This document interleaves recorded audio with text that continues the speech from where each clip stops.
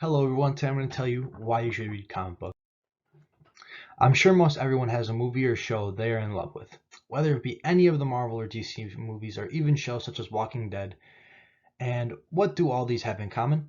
They're all based on comic books. So while you might say, why do I need to read the comic books if I have the movies and shows? Well, because the movies and shows just scratch the surface of all great stories within comic books. Expand your interests. Like I stated, while you may know a lot of characters from movies and shows, comics is not only what those characters are based off of, but you can get even better stories than the one in the movies or shows in comics. Let's take, for instance, Batman. The character is over 75 years old, and while he has had many iconic movies, shows, and video games, all of them are based off of the comics, and some of the best comic stories haven't been adapted and are just waiting to be read. Let's say you're not a fan of Batman, however, and you're still iffy on the idea of a comic. No need to worry.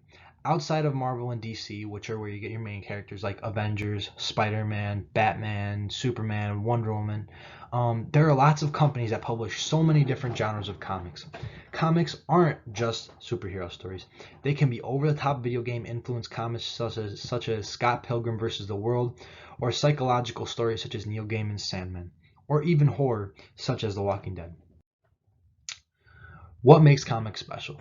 Sticking with the idea of comics being more than just storybooks and there being something for all tastes of stories, we have what, in my opinion, sets comics apart from other mediums, and my favorite part of them is art.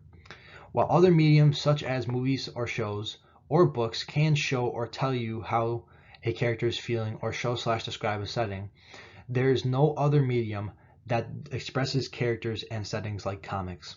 I say this because with the art in comics, a skilled artist can not only draw near all emotions, but encapsulates you in that world with the setting and the style of art that sets the tone of the story or shows a character's emotions or actions without saying a word. So here we have some of my favorite examples of astounding art in comics. So if we take a look at the top left, Dave McKean's drawing of the Joker from Batman Arkham Asylum, A Serious House on Serious Earth. So I mean, just take a look at this drawing. Right away, you're struck by the colors, you're struck by the horror influenced the way that he draws, like the big panel on the right. You look at his face, you see the muscles, you see how demonic he's looking almost, and that it sets the tone for not only the story but the character. It gives you an insight into how the character is and what he is, the Joker. If we look in here, Lobo, drawn by Simon Bisley in Lobo Volume 1.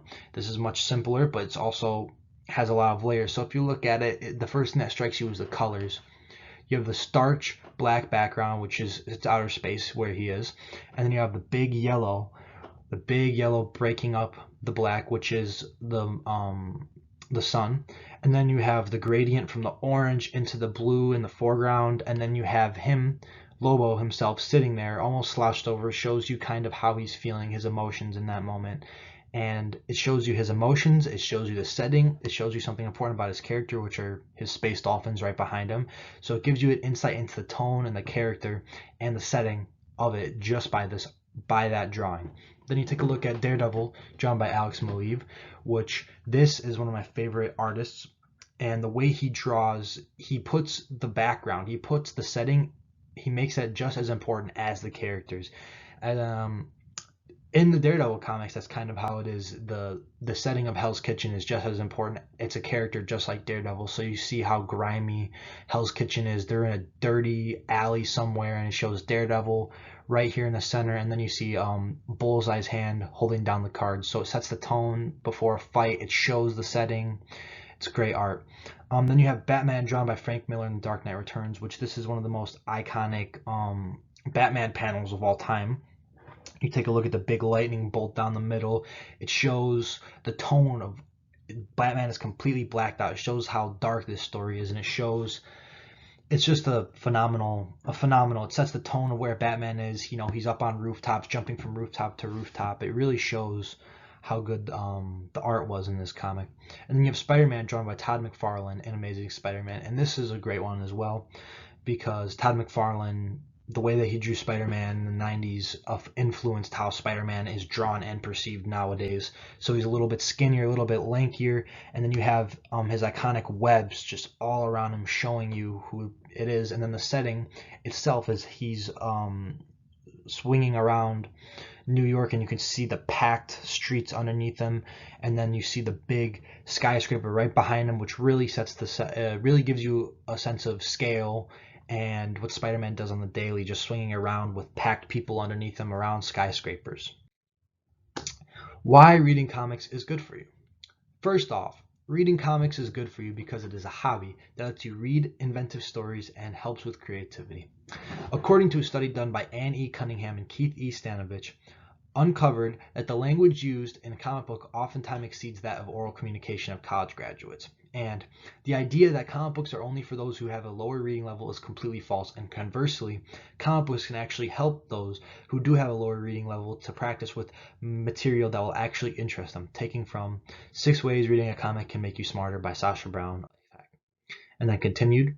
Also, according to Sasha Brown from Lifehack, when an individual reads a compelling story in their comic book, their neuron activity will change while they are reading, as well as for a few days after the reading is finished. So that is why reading comic books is good for you. Also, on top of it, it's just a good outlet. It's a new good hobby to pick up.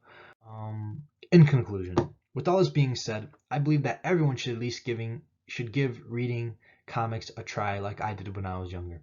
It can lead to a brand new hobby, and not only will be reading great stories, seeing amazing art, but also stimulating your brain. And during the self-quarantine, I know we all have extra time on our hands to try new things, so why not pick up a comic?